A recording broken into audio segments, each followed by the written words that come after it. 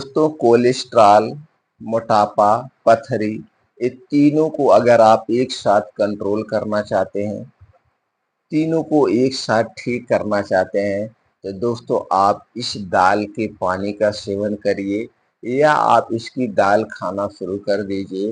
ये तीनों रोगों के लिए रामबाण काम करता है, यानी तीनों रोगों को कंट्रोल करने में मदद करता है। इसके पहले दोस्तों हमें ये जानने की ज़रूरत है, मोटापा, कोलेस्ट्रॉल और पथरी यानी ये समस्याएं होती क्यों हैं।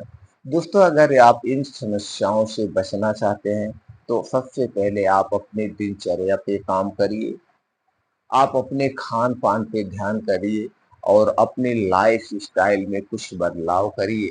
जैसे दोस्तों बाहर की जितनी भी चीज़ें हमारे स्वास्थ्य के लिए हानिकारक हैं, ये मैं नहीं कह रहा हूँ, आप खुद इसे समझ सकते हैं।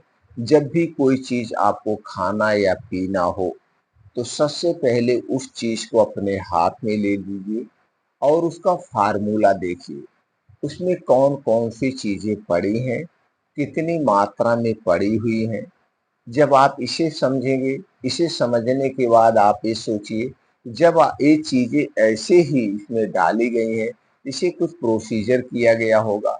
उसके बाद दोस्तों उसकी एक्सपायरी होती है 3 महीने, 4 महीने, 1 साल, 1.5 साल। अब बन आज रही है और इतना चीज़ दिन बाद हम खा रहे हैं, ये चीज़ आपको ध्यान देने की ज़रूरत है। दूसरी चीज़ें, ये चीज़ें जब हम खा रहे हैं, तो हमारे लिए क्या ये लाभदायक है या हानिकारक है? तो आपके सामने रिजल्ट खुद आएगा दोस्तों और आप खुद समझ जाएँगे इसे हमें खाना चाहिए या नहीं खाना चाहिए। चलिए एक छोटा-सा एग्ज़ाम्पल से समझते हैं। जैसे मान लीजिए आपको दोस्तों ब्रेड खाना हुआ, तो सबसे पहले आपको ये जानने की ज़रूरत है ब्रेड बना कैसे? ब्रेड बनता किन चीज़ों से?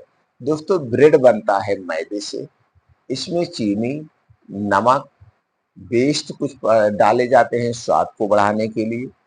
कलरफुल बनाने के लिए आर्टिफिशियल कलर डाला जाता है। उसके बाद दोस्तों इसे गूँथा जाता है, यानी मैदा है, मैदा होता है तो मैदे को गूँथा जाता है। गूँथने के बाद सेक दिया जाता है और इसे फिर पका दिया जाता है।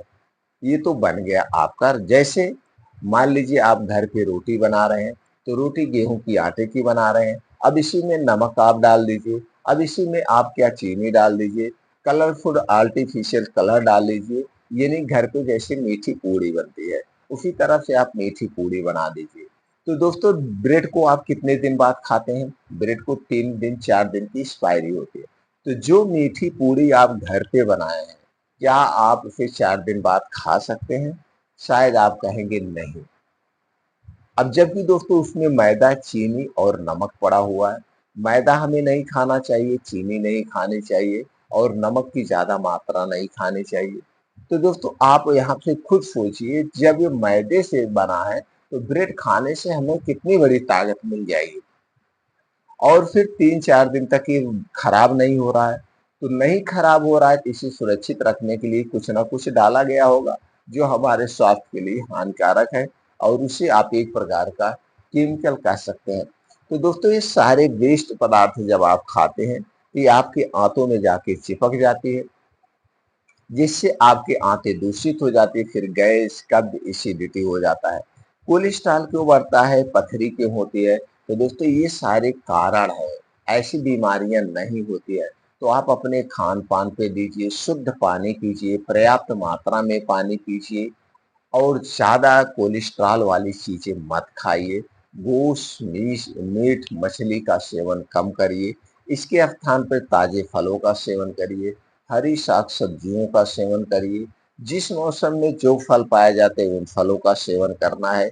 स्टोर किए हुए फल का सेवन हमें नहीं करना है।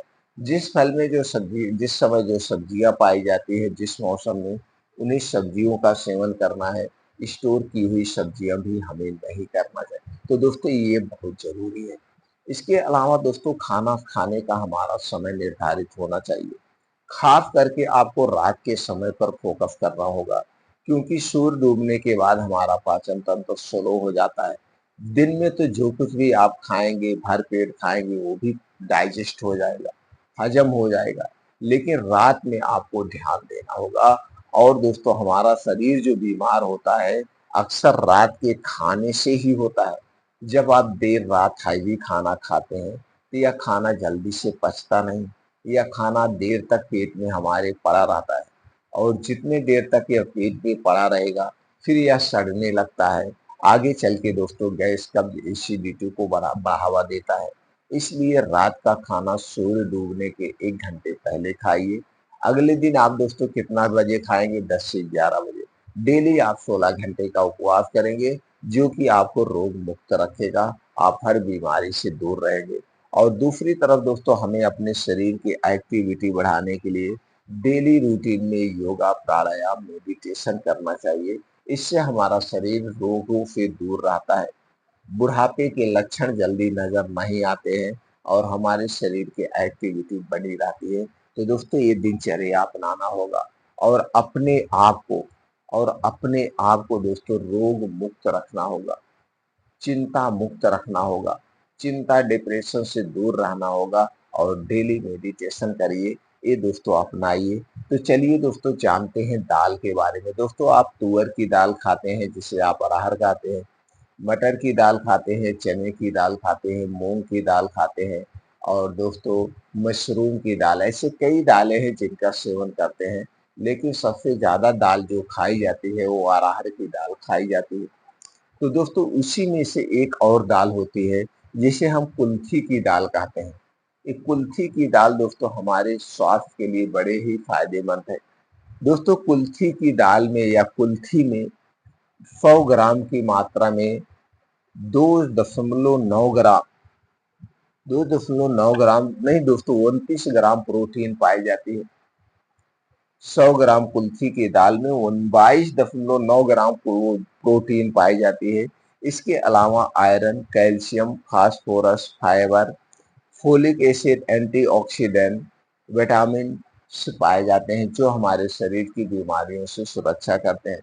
दोस्तों अगर हम कुल्थी के दाल के फायदे की बात करें तो यह हमारे दिल को स्वस्थ रखती है, कोलेस्ट्रॉल को कंट्रोल रखती है, मोटापे को नियंत्रित करने में मदद करती है, किडनी स्टोन को बनने से रोकती है, जो हमारे किडनी में स्टोन बनता है उससे बनने से रोकती है, ब्लड शुगर लेवल को कम करने में मदद करती है, सर्दी, खांसी, जुकाम से भी बचाती है और लीवर के इंफेक्शन से बचाती है, स्किन डिसऑर्डर खत्म करने में भी मददगार है। दोस्तों कुल्थी की दाल तो आप ऐसे खा सकते हैं। अगर आपको पथरी की समस्या है, कोलेस्ट्रॉल की समस्या है या शरीर में मोटापा बढ़ा हुआ है तो वहां पे प्रयोग आपको कैसे करना है चलिए ये जानते हैं। तब दोस्तों आपको लेना है 3 से 4 चम्मच कुल्थी की दाल लेना है, 1 कप पानी लेना है। 1 कप पानी लेना है, कुल्थी के दाल को बढ़िया से धुल लीजिए और उसी 1 कप पानी में रात को मिट्टी के बर्तन में भिगो दीजिए। अब सुबह जब आप योगा, प्राणायाम, मेडिटेशन करके वापस घर आएंगे तो दोस्तों उसी कुल्थी वाली दाल जिसमें भिगोए हैं उस पानी को पी लेना है।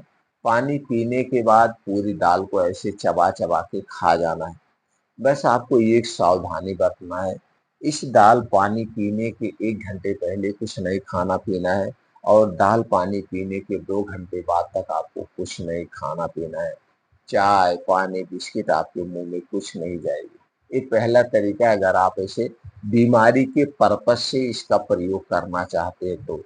अगर आप बीमारी के पर्पज से नहीं प्रयोग करना चाहते हैं तो जैसे सब दाल आप खाते हैं, तूर की दाल खाते हैं, चने की दाल खाते हैं और दोस्तों उसकी दाल खाते हैं, उसी तरह से आप कुल्थी की दाल भी कभी कभी खा लिया करिए। जैसे आप अरहर की दाल मान लीजिए एक टाइम खा रहे हैं तो एक दिन छोड़ के या रोज आप कभी कभी कुल्थी की दाल भी खा लीजिए या मिक्स दाल का भी सेवन कर सकते हैं।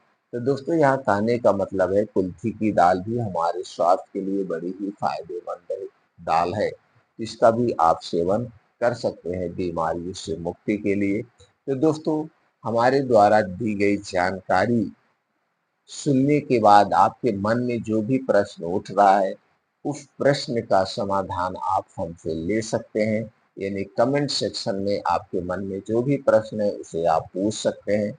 दोस्तों हमसे जुड़े रहने के लिए इसी तरह से और स्वास्थ्यवर्धक जानकारी अपनाने के लिए चैनल को सब्सक्राइब कर लीजिए, बेल आइकॉन का बटन ऑन कर दीजिए, जिससे हर एक वीडियो की नोटिफिकेशन आपको मिलती रहे। अगर आप हमारी जानकारी से संतुष्ट हैं तो वीडियो ज़्यादा से ज़्यादा लोगों तक शेयर जरूर करिए। फिर मिलते हैं अगले